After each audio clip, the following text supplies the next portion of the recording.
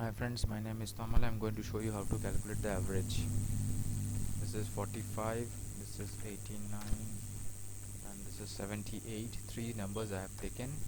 I'm writing the average in functions equals to A, B, R, A, B. Then the first cell address is your C3, last cell address is C4, C5, C5. So this is your average. We guys work on, this is all about the session. We work on giving certificates, government registered certificates on computer certificate, computer courses, and also provide tuitions on C++, Java, VB. Also sell dry fruits and provide designing on banners, flex. Please like, share, and subscribe my video, and also please visit my website ttweb.in. My email address is dastoma6@gmail.com, and number is 84208